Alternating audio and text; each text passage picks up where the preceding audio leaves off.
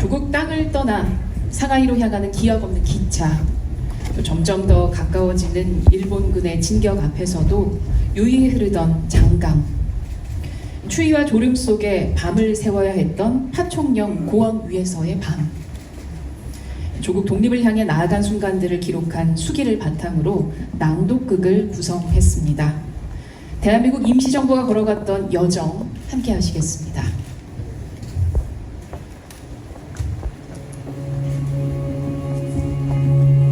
빼앗긴 땅, 빼앗긴 나라에 얼어붙은 한겨울 밤에 우주행 열차에 몸을 실었다. 상해로 이어지는 길, 이 길은 멀고 험한 길이다. 고난의 길일 수도 있다. 그러나 내가 선택한 길이다. 열흘 이상을 달려 상해에 닿은 것은 1920년 1월 중순이었다. 상해에는 무언가 긴장되고 활기찬 움직임이 있었다. 임시정부의 여러 사정을 몸에 익히면서 하루하루를 바쁘게 보냈다. 20대의 철부지였던 우리는 30살에 성숙한 어른이 되었다. 그러나 부풀었던 희망은 줄어들었고 독립의 전망은 요원해지기만 했다. 그 반대로 일본은 국제사회에서 더 강대해지고 있었다. 모든 것이 어둡기만 한 시대였다. 침략에는 필경 저항이 있기 마련이다. 이봉창 의사가 도쿄에서 일왕이 탄 마차에 수류탄을 던졌다. 윤봉길 의사는 홍콩 공원에서 일본군 10명씩의 폭탄 세례를 퍼부었다. 참으로 통쾌한 일이었다. 그러나 그날 저녁 우리는 상해를 탈출해야 한다는 것을 알게 되었다. 한시라도 빨리 빠져나가야 할 상황이었기에 서둘러야 했다. 이때부터 임시정부는 중국 대륙을 횡단하며 독립운동을 펼치게 된 것이다.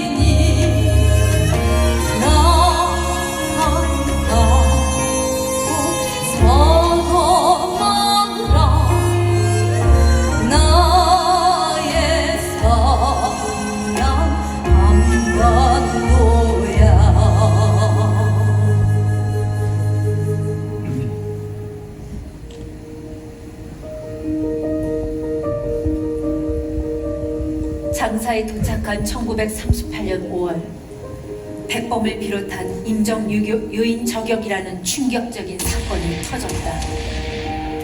백범은 가슴에 총을 맞았지만 기적적으로 살아났다. 생명은 그렇게 쉽게 소멸되지 않는 것이었다. 생명은 또 다른 생명으로 이어졌다. 장사에서 나는 내 딸을 가슴에 안았다. 아기의 이름은 제시라고 지었다. 영어 이름이다. 그 아기가 자랐을 때는 우리나라가 세계 속에서 당당하게 제 몫을 하기를 바라는 마음으로 우리 아기 또한 세계 여러 나라 사람들 사이에서 능력 있는 한국인으로 활약하는 데 어려움이 없도록 지었다. 세상에 나온 걸 축하한다. 우리 제시.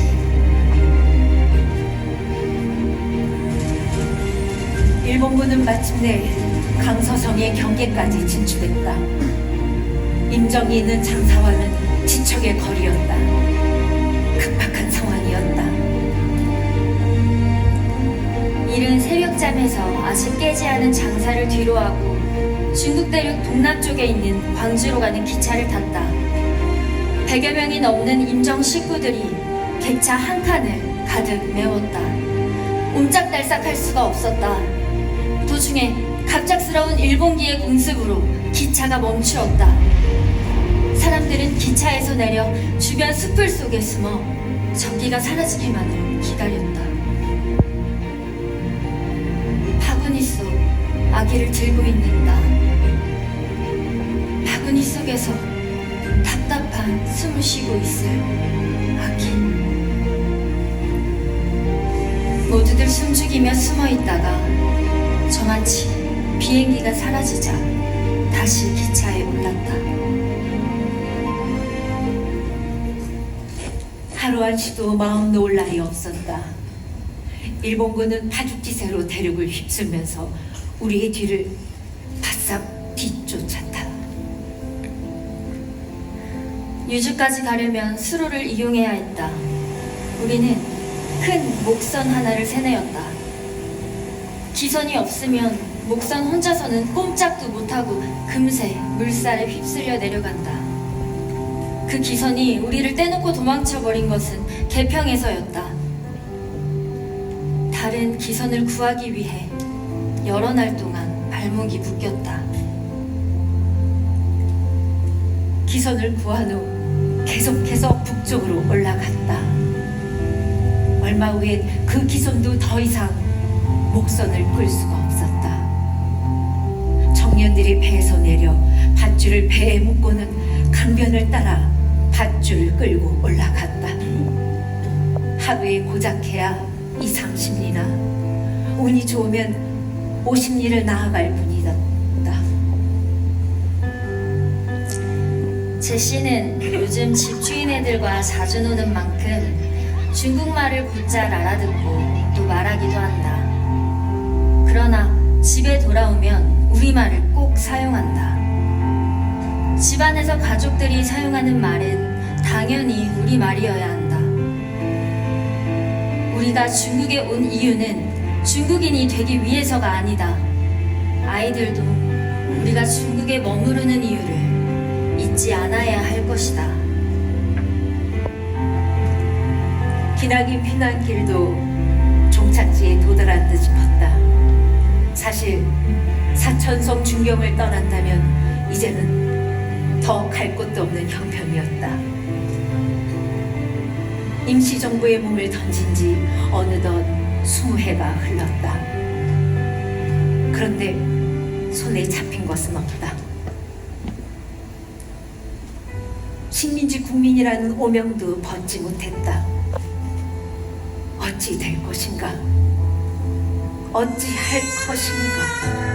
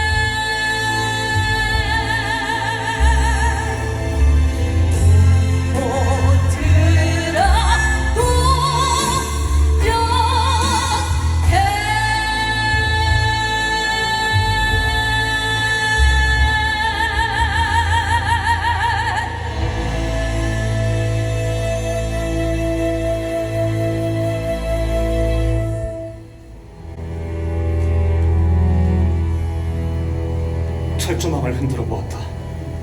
좀 흔들리기는 했으나 심한 파동이나 소리는 나지 않았다. 턱걸이하듯 두 손을 뻗어잡고 오른발을 철조망에 걸고 몸을 솟구쳐 뛰어내렸다. 뒤에서 누구냐? 누구냐? 하는 소리가 계속 들려왔다. 총소리가 곧 울려 퍼질 것이라고 생각하면서 나는 동북 쪽으로 죽어나 뛰었다. 잡혀도 어쩔 수 없다. 충칭으로 가자. 죽어도 그곳에서 죽자. 가쁜 숨을 몰아쉬면서 걷던 빠른 걸음을 멈추고 산마루 등선 풀밭에 털썩 주저앉았다. 드디어 탈출에 성공한 것이었다. 합병 53명이 중경을 향해 출발했다.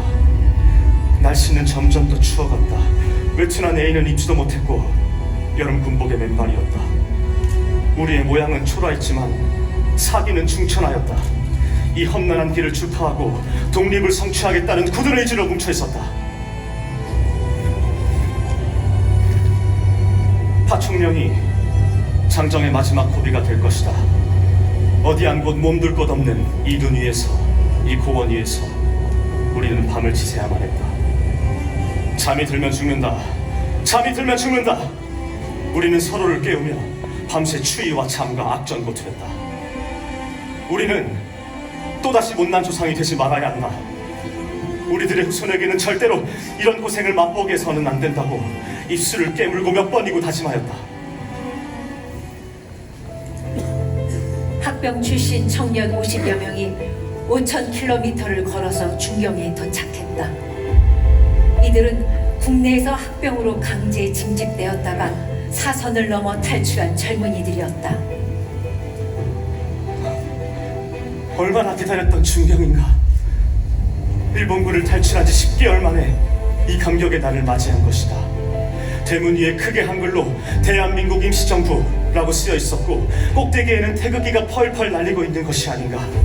휘날리는 기폭마다 뜨거운 숨결이 휩싸여 안겼다. 태극기의 기폭은 임정청사가 아닌 조국의 강토를 뒤덮고 있었다. 학병들은 서안에 있는 광복군 이지대로 파송되었다. 미국 OSS와 협력하여 국내 파견할 청년 30여 명의 훈련을 실시하기로 계획을 세워놓고 있었다. 김구 선생은 안주머니에서 둥근 회중시계 하나를 꺼내어 우리들 앞에 내보이셨다. 오늘 4월 29일은 내가 윤봉길 군을 죽을 곳에 보냈던 날이요, 또 지금이 바로 그 시각이요, 상하이 홍코우 공원에서 폭탄을 던졌던 그날 의사 봉길군이 나와 시계를 바꿔 차고 떠났던 날이요, 바로 같은 날인 오늘 앞으로 윤 의사와 꼭 같은 임무를 담당할 여러분을 또 떠나보내는 내 심중이 괴롭게 하니 없구려. 이제 남은 일이란 국내 잠입의 최종 명령을 기다리던 일이었다. 그리고 마침내 14일 오전 4시 이륙을 날리는 프로펠러 소리가 고막을 강하게 자극했다. 창파의 물결이 우리를 날게 하는 것처럼 수송기는 조용했다. 그런데 그때였다. 미군 무전사가 종이 한 장을 들고 왔다. 한국 진입 중지! 비행기는 기술을 돌리고 마는 것이 아닌가. 기가 차는 노릇이었다. 꿈은 너무나 찬란했던 것이다. 누구 하나 입을 여는 이도 없었다.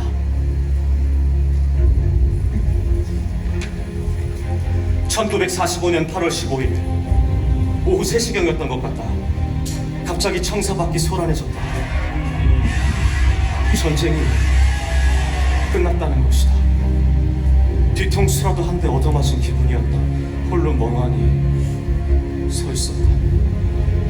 광복군이 본토에 투입되기도 전에 전쟁이 끝났으니 칼을 가는 동안 적이 죽어버린 셈이었다.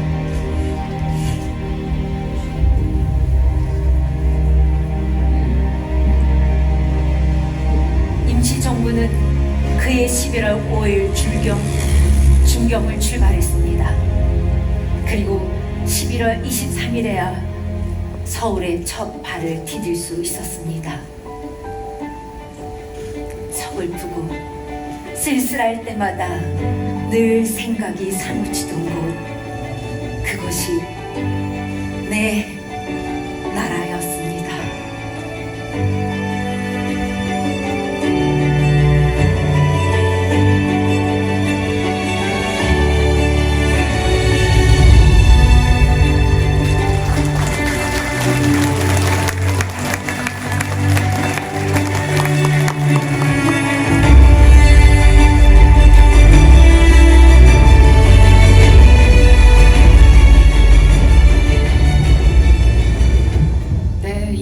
네, 짧지만 참 울림이 큰 공연이었죠.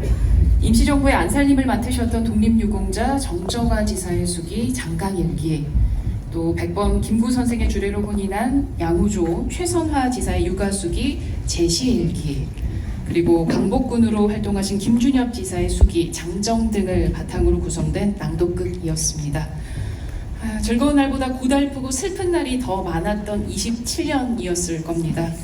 오랜 시간 희망을 잃지 않고 나라를 되찾은 대한민국 임시정부가 지나온 길을 더 가까이에서 만나보고 느낄 수 있는 시간이었습니다. 자, 다음은 국무총리께서 기념